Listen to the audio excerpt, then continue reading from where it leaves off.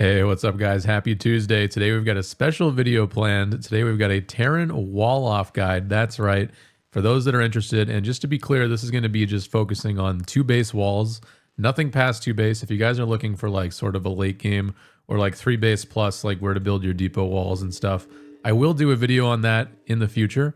But for today's video, we're just going to be focusing on 2 base walling, specifically against Protoss and against Zerg. Because for those who are not familiar, in high-level TVT, you actually don't do many wall-offs at all, if any. Most high-level Terrans don't wall the natural, and a lot of them actually don't even wall the main ramp either. So for today's video, we're just going to be focusing on versus Protoss and versus Zerg. So let's just jump into it. So starting with TVP, TVP is actually a really tricky race to wall against because we've all been there where you lose against a group of Blink Stalkers just like that. So I've got the Blink Stalkers here to demonstrate kind of what would happen if you had a bad wall off and like how a good wall off is going to help us. So to start here, whenever I do start a wall, I try to connect the dots, if that makes sense. So the dots being the edges of where you want to wall to. So I always start on one end, or doesn't matter which end. Actually, you know what? It does matter which end. I like to keep the depot wall closer to wherever you actually want to exit. So the depot needs to go here because the third base is right here. So my units are gonna when I transfer my workers and they actually traverse, I want them to go through this depot wall because that's a lot safer than building it over here. Because if I had to do that, then the SCVs would have to go all the way around, and that's a lot more dangerous because you could have Blink Stalkers sitting right here and you can just pick them off easily. So I like to always start the depot wall close to the ramp if you can. And then you just work your way out, right? So the next thing that you would ever build is a bunker. So I like to connect them as much as you can. When it comes to the bunker placement, you do want your bunker to have as little surface area as possible. So think about it in terms of repairing the bunker. If you were to build the bunker right here and then a depot right here, let's see how many you're not going to be able to get that many SCVs on the bunker to repair it. But if you build it a little bit more backwards, then you're actually going to have a lot more, you can fit a lot more SCVs on this, right? And that's kind of what you want in a lot of scenarios. You want to be able to repair it quickly with a lot of SCVs. So once you got the bunker down, typically what comes next is either another supply depot or an eBay and then a depot. So it doesn't really matter the ordering. Like I said, you probably want the eBay closer to the front because this is where the Blink Stalkers are going to be poking from. So the eBay is probably okay right there. Move these back. And then obviously you finish it with the depot. And then you can always double check your wall just by taking your SCV off the wall and then just right clicking over. And then if he doesn't go anywhere, then you know you're walled off. So in TVP, now this is obviously just going to go for tank openers. But if you guys aren't opening with tanks against Protoss, I don't know what you're really doing unless you're just all-inning or something. Now the secret to TVP defense is very well-placed siege tanks. So the siege tanks, you're really going to be working your way up to 3 tanks max in most cases. You can make more than 3 tanks if your opponent is going Colossus or something that you could do well with tanks, but most Terran players do open up with just 3. So the secret here is that the tanks are actually going to kind of protect each other. So 1 tank is going to go in the main, 1 tank is going to go in the natural, and then 1 tank is going to go in between the 2 tanks. So what this means is if I have a group of Blink Stalkers and I were to blink in and try to snipe this tank, what's going to happen is this tank is going to protect this tank like this. Watch. And the same thing goes in the main, right? If you go in the main, I'm going to get hit by 2 Stalker, or I'm going to get hit by 2 siege tanks, no matter which way I go. And that is your ideal defense. And it's going to be a little bit different on every map, but you have to be very, very careful as well about where you put the siege tanks. So This middle one is always going to be the safest. Like, he's very rarely ever going to kill your middle tank because it's like always going to be like on the ramp or something. But this tank, like, you always want to make sure it's like hugging the command center and like as far back as possible so that the blink stalkers cannot just poke these units or these buildings. So I actually want to bring this up a little to right around there. But just like as far back as you can, you know what I mean? And then ideally in the main base, this was just an example game that I built, but typically you want to be building your barracks and your factories and your starport kind of like so. And you kind of just continue with the depots or whatever. You can build depots to fill in the gaps if you ever like have a gap that you missed. And then if you do it like this, then the blink stalkers are really never going to get in. Because like they have to blink in and then they have to walk all the way around. And then like you can actually pull the units up from the natural. So it's just it's a very solid way to defend. It's also another thing I didn't mention is it's very good just to have like this walled off as quickly as you can in any game, in any given game. So like if you can put your third supply depot here, you should. So like 1, 2, 3. Because I know sometimes you want to build your third supply depot maybe in your main base or your natural. Maybe you're lazy about it, but it's very beneficial to get this depot up as quickly as possible. Because you want this fully walled because any adepts that might come in are actually kind of very dangerous. Especially if like someone wanted to shade an adept up here just to get vision. So that the blink stalkers could come in early or something. Like there's a lot of adept reasons that you want it walled off, but in general just adepts are annoying, and walling it faster means you're going to be annoyed less, which means you're going to be dealing with like annoyances less, and that's good.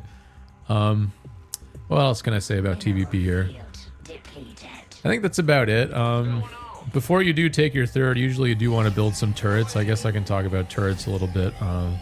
Every map's a little different. I typically only ever build one missile turret in each base before I take my third base. And I usually build them like on the edge of the main and the natural. So like the idea of my missile turrets is sort of like reducing the total amount of surface area that a warp prism could fly into. So if I have a turret here, the warp prism basically can't go into this green square now without getting hit. So the warp prism has to go like here instead. And same over here, like the warp prism can't come into this angle, so it has to stick over to the right. And that's really good defensively because my units are typically just like idling in a neutral location, like right here. So if I'm cutting like the surface area of my base in half, like instead of having to run like all the way over here, I only have to run like over here now. And the same with this, like instead of having to run into the corner here, I only have to run like here. And then as the game progresses, you can just add like one more turret here and then another turret here, and it just becomes easier and easier and easier. So yeah, that's TVP. Let's move on to Terran vs. Zerg now. All right, so Terran vs. Zerg is a little bit different because instead of having to worry about blink stalkers, we have to worry about like every single possible 2-base Zerg all-in. And we've all lost to that, like any version of Roach, Ling, Roach, Bane, Roach, Ling, Roach, Bane, Ling, Bane, Roach, Bane, like anything, it will die to. So hopefully this video will give you guys some tips on how to delay that attack so that you can survive it. Because that's what it's about. It's about delaying when it comes to walling. Because when the Zerg player wants to all in you, they're going to break the wall. I'll tell you right now, it doesn't matter how strong it is, they're going to break it. But you want them to take as long as possible to break it. And you want to spend as little money on that wall as possible so that you have the most efficient wall possible. And there's basically 3 ways that you can wall against Zerg, and we're only going to focus on 2 of them because the third option is the command center in the wall off. So like you guys have seen this before where you do, let me turn, oh yeah, it's off. So you do like depot, command center, depot, like that. We're not going to focus on this, and the reason is when you do this build order, you actually do get a faster tech opening. So you'd have like your factory and your starport built like way faster. which means you're going to have like the fundamental units that you need to defend the all-in, and it's just like not as much of a problem for you. So what we are going to focus on is like the 3 command center, 3 CC in base, like what do you guys do to wall off? And I'm actually glad that I waited until the new map pool to do this guide, because I'm noticing on these maps that they're actually like giving us these super wide like natural entrances. And that's not normal. Like usually when it comes to like walling as Terran, you can wall off with like 2 eBays, or sorry, you can wall off with like 3 depots and an eBay. But I've noticed that there's still like a little tiny gap on a lot of these maps. So what's actually the only thing you can really do, like if you're playing, like let's say you're playing a mech opening and you're only going to build 1 eBay in your build order. So your wall is going to like look something like this. And you need to fill this gap. So there's 2 ways you could do that. You could go an extra depot, or you could just kind of save yourself a little bit of money and you can just throw in a bunker like that. And this is going to save you money because it's better than building 2 depots because it's 100 minerals instead of 200. And you can just salvage it later and you can just replace it with like armory or some other 3x3 building. And you can just fill the gap like as you go to take your 3rd base. So that's what you do if you're playing a bio. And if you're playing mech, it's very simple. Like you just do double depot and then double eBay. To show you guys that quickly or slowly, and then we'll do it slow and then we'll do it fast again. So remember how I said I like to connect the dots? So I start with the depots on this end. So I connect the dots, I connect the 2 depots, and then I go to the other end. I do 1 eBay right as it connects. Like, you know, take your time if you need to. Like hover and make sure that like you're like right in line. And then you go 1 and then you connect the dot again. And the best part about doing it this way is that the very last building, there's only 1 spot that I can build it. Like it's like a puzzle piece almost. Like it's only going to go right there. So to do that quickly, you could just go boop, connect, boop, boop. And it's very simple. And this is actually only 1/2 of the wall off, because there's something I want to talk about, and that's what happens if your Reaper Scout or your Hellion Scout or whatever Scout does, like, you know, runs into the roaches, runs into the lings, runs into the banelings. You know, maybe you scout a roach warren like in the corner of the Zerg main. Maybe you scout like a baneling nest that's really early. Like, what do you do if you suspect something's coming? So let's rebuild this wall here. And so it's specifically important that you keep the depots and the eBays together, because what you want to focus on is always forcing the Zerg player to go through at least 1 3x3 building. So a 3x3 building, just to reiterate, like it's an eBay, an armory, a barracks, a factory, anything that has a lot of HP. So if you do scout that the Zerg player is all-inning you, the reason that this setup is really nice is because you can kind of just throw in another layer of engineering bays like so. So 1, 2. And if you did this wall correctly, then you're now double walled with 3x3 buildings. And because we're Terran players, if you really wanted to, you could put a supply depot hat on the depots and you could double the health or whatever the bonus is. And that is going to take the Zerg player about 3 times as long to break into. And if you really wanted to, like these eBays, I mean, you should do this. You just stop building them. Like when they get to 99%, you just leave them at 99%. And then you just cancel them when it's time to take your 3rd base. And then boom, you're good to go.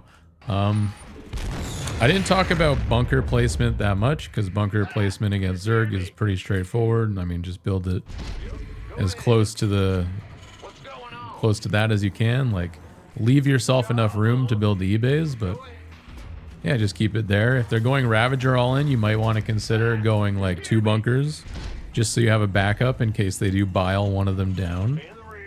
But those are the basics to my knowledge. If you guys do have any questions at all about this guide, please leave a comment down below. And yeah, I think that's it for today. I'll see you guys tomorrow. Thanks for watching and keep on keeping on.